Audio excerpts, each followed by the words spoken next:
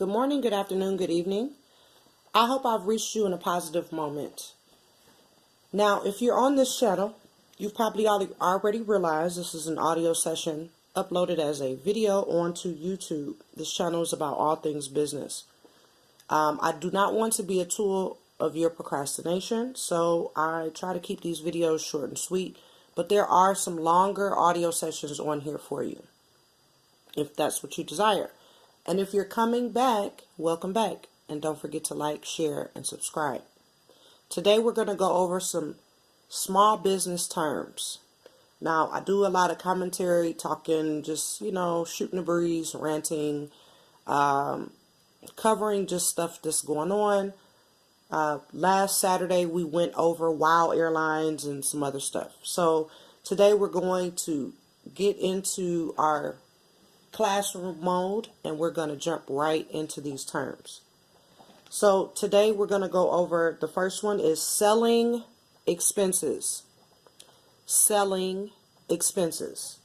It is the cost of finding customers, enticing them to buy, delivering the product or service, and collecting the amount due. Do not confuse this with operational expenses. This is the cost of you finding your customer, getting them to buy, and shipping or delivering that service.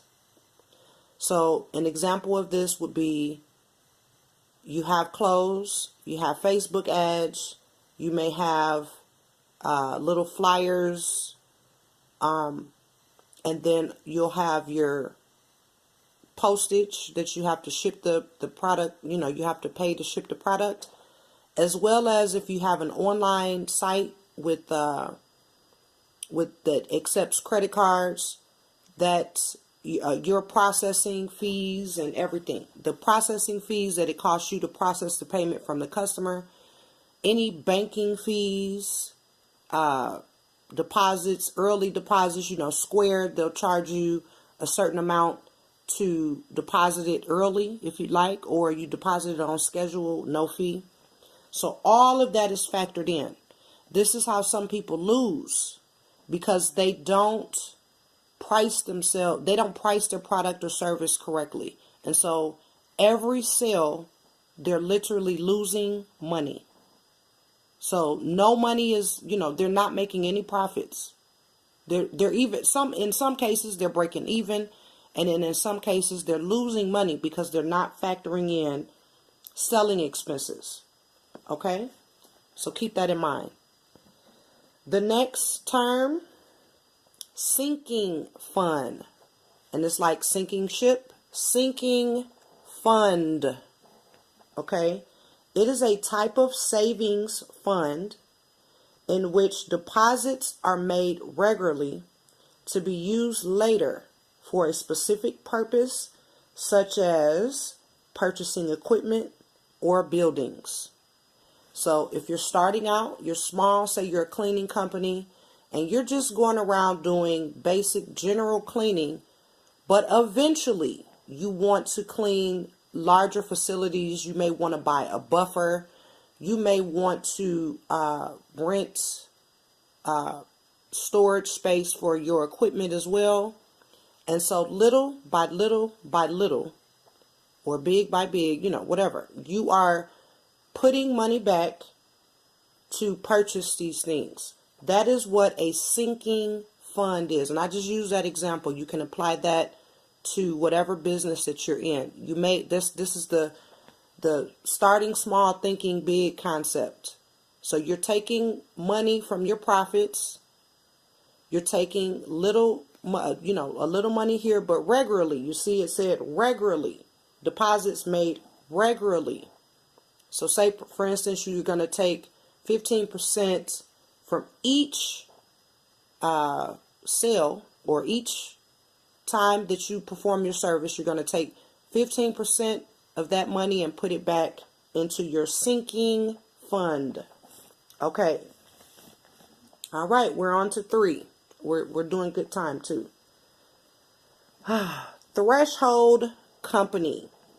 Again, threshold company, a business that has progressed beyond the startup stage and is striving to achieve long-term growth before making a full commitment.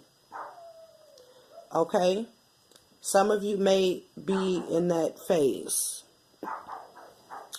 I don't really have too many examples for that.